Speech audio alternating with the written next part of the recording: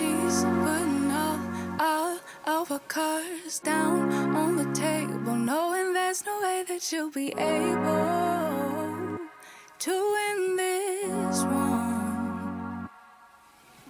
But she's somebody else in the making first. I could just stand here and feel like this forever, said Stevie in a whisper of the mind. Tender forehead kisses and consoling embraces upon her cheeks from the solar center melted the noise of her life. The sight of oversized ceiling-to-floor glass atop portal tiles became a blur when she entered the penthouse, and had it not been for the warmth of the sun reminding her that she was alive, she would have forgotten to exhale. Once filled to the brim with comfort, the desire for an all-ivory ensemble finally made sense. Stevie donned a soft yet textured top-handled goatskin bag inherited from her grandmother. It was her partner in times like these, and signified that she was the perfect blend of old and new money. A double-faced wool maxi coat over pleated high-rise skinny pants, a cashmere turtleneck, pilot-style shades, and pointed suede boots with a gold logo heel set the mood for this Upper West Side purchase. When the wire transfer was complete, Stevie leaned back in her chair and into her feelings of spiteful empowerment.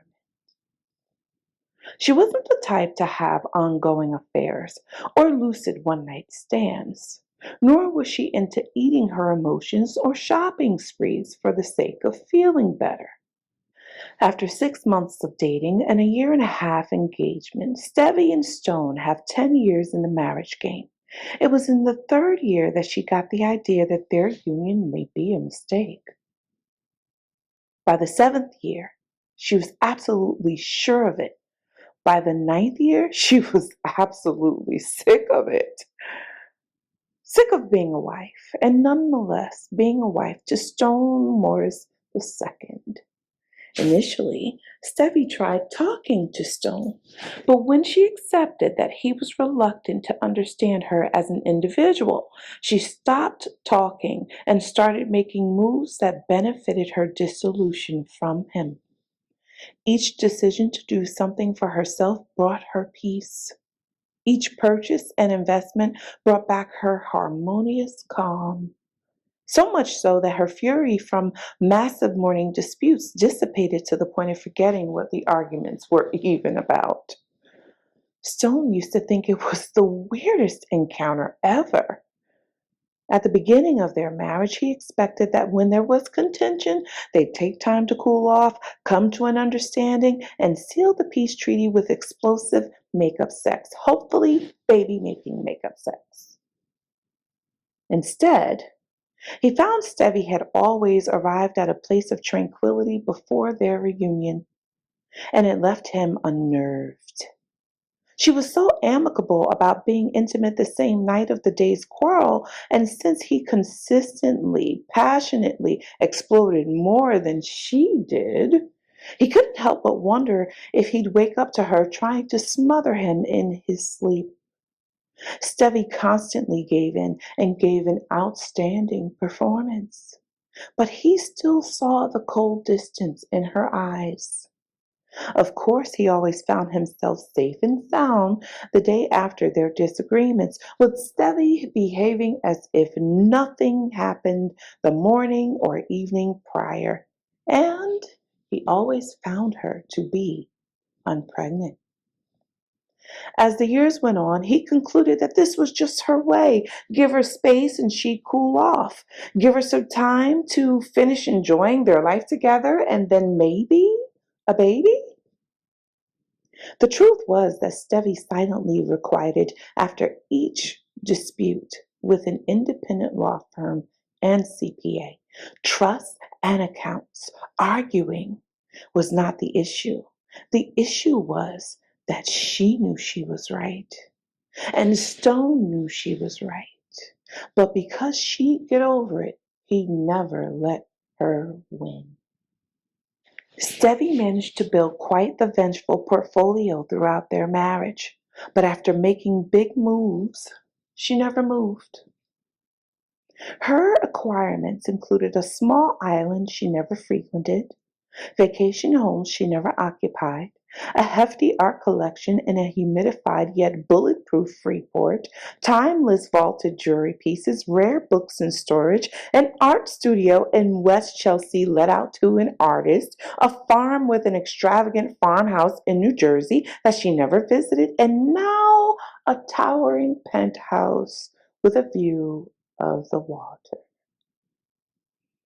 Everything she bought was an expression from the parts of herself she no longer wanted to share with Stone, including the fact that her body wasn't distressed and therefore rejecting the implantation of an embryo. Stevie was taking birth control and had done so for years. She didn't want him to know that she detested the idea of being the mother of his children and refused to consider her time and space being invaded by his tediously selfish routine after her departure. His life, their life, was for him, and he made no room in it for Stevie's individuality. In return, she became an expert at dodging his morning attempts with perfect timing. Both were early risers, but over the years, Stevie learned to pretend she was sound asleep at dawn and too tired at dusk. Stone's alarm went off at 4 a.m. each morning. Afterward, he put on a pot of coffee while catching up on Right now, overnight it's still news kind of chilly and out made there. It's breakfast. interesting. This meant that from 4 a.m. to 5 a.m., Stevie had time to meditate, pray, and watch her beloved art videos. At exactly 5:01 a.m., she silenced the phone and restored her pretend sleep breathing pattern. When Stone returned to the door, her shoulders heaved up and down, and he knew to take a cold shower. Sometimes she felt guilty about withholding, but she could no longer bear the daily 2-minute reminder that what she wants does not matter. Typically, Stone took an hour to shower, shave, comb his hair, iron his clothes, get dressed, and kiss Stevie goodbye. 6 a.m. was the usual time he left for work, but today he headed out the door at 5:30, which meant that Stevie got to start her day a half hour earlier. She made no moves or sounds while bleakly opening her eyes as he headed downstairs. In her mind, he'd dart back to the room if he so much as thought she blinked. Once she heard the front door close, she knew the next 100 minutes were finally hers without the threat of being interrupted. Stone would call around 7 to say good morning and make sure she was up and ready for work. She had never missed the day of work, and as the CEO had always arrived an hour before the start time. She couldn't understand his indirect inquisition, and as with most of his antics, she was prepared to run through the same routine of saying, "Good morning. I'm fine, and you? Good. Yes, I'm up. Okay. Love you too. Bye." Asking the same old questions as if they were new made her want to run the script in one breath upon answering his call. "Good morning, I'm fine, and you? Good. Yes, I'm up. Okay, love you too. Bye." Rushing him would only help her get back to the mood music that expressed her sentiments. Today was an Evanescence day, and she nodded in agreement to the words, "Wake me up," as she decided which direction she was leaning toward. It was a windy 36 degrees, and she wanted the feeling of warmth with a sense of grace, which led her to the color side of the closet.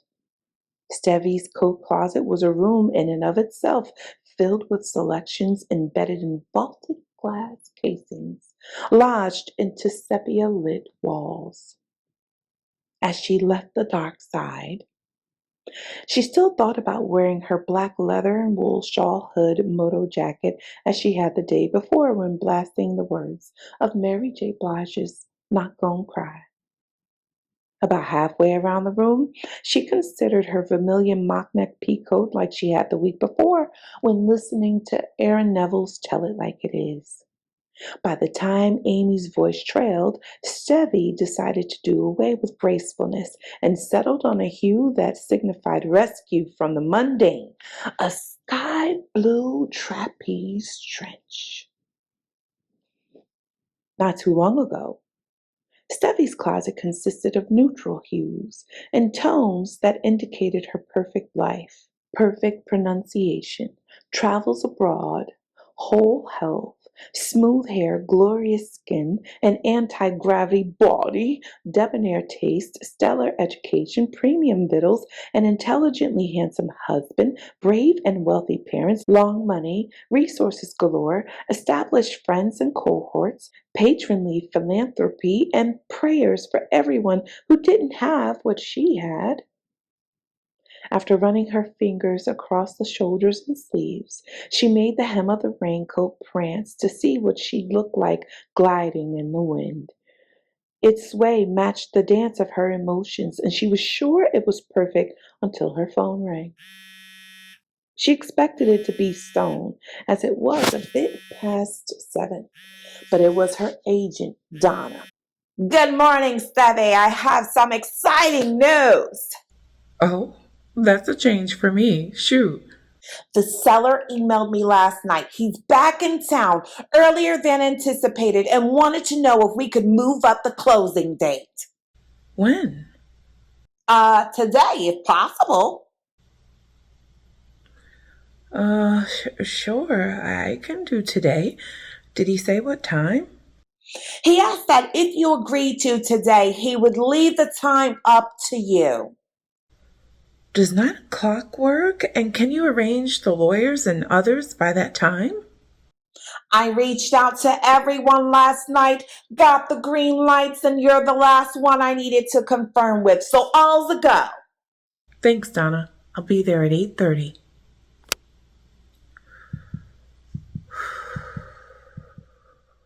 Stevie stood still and took a deep breath.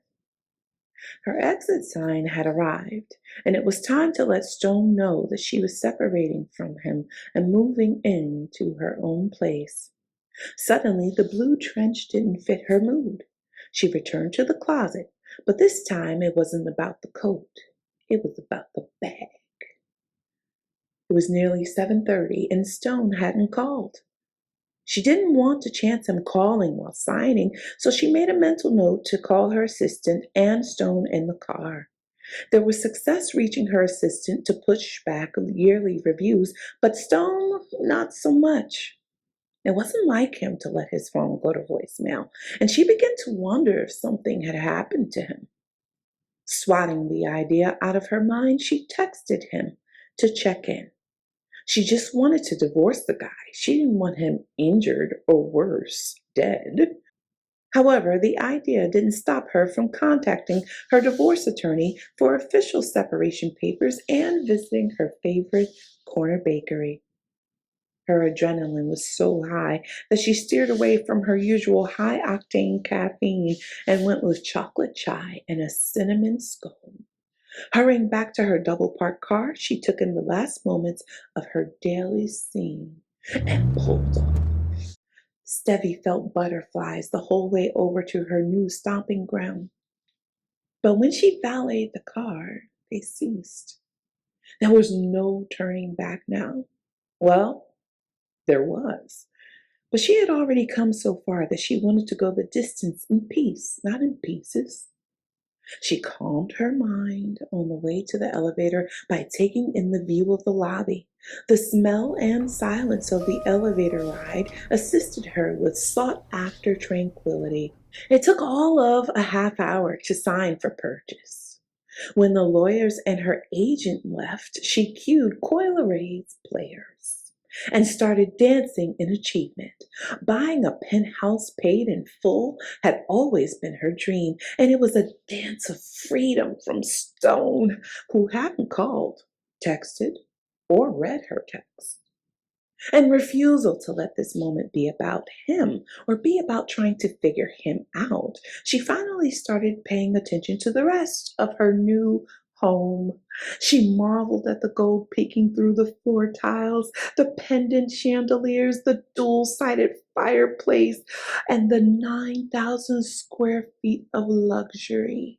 She imagined what it would feel like coming home from work, and when she reached her bedroom, she took off her shoes, sat on the floor, called her assistant, and told him she'd be out for the day. Stevie marveled at her accomplishment and all she planned to do with her life.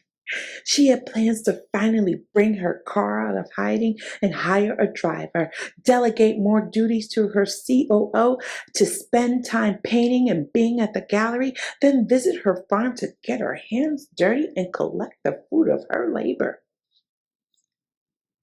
She had room for her jewelry pieces, plenty of space for her art collection, and imagined reading her books by the fireplace, in the master, or the living room. The doorbell rang and snapped her out of her dream. She hopped up, assuming that maybe someone had left something behind, but she didn't see any pens or folders or phones on the way to the door. They rang hurriedly, and she politely yelled, "I'm coming!" Maybe they didn't hear her because they began ringing the doorbell even faster, making Stevie wonder what was the great concern. It took longer than she thought to reach the front door, as her home with her husband was only 6,000 square feet. She was almost winded trying to quickly answer the door with an extra 3,000 square feet to go. And when she turned the knob to see Stone standing in the elevator, she knew it was of great concern indeed. My name is Nzinga Jackson, and welcome to Looking for Another Love. Stay tuned for part 2 coming up this week. If you enjoy what you heard so far, share this with somebody. Talk to you soon. Bye-bye. But she's somebody else in the making. First, she just gotta stop all the faking, and she'll be there. But she's wondering if it's gonna feel like she's forever. Wondering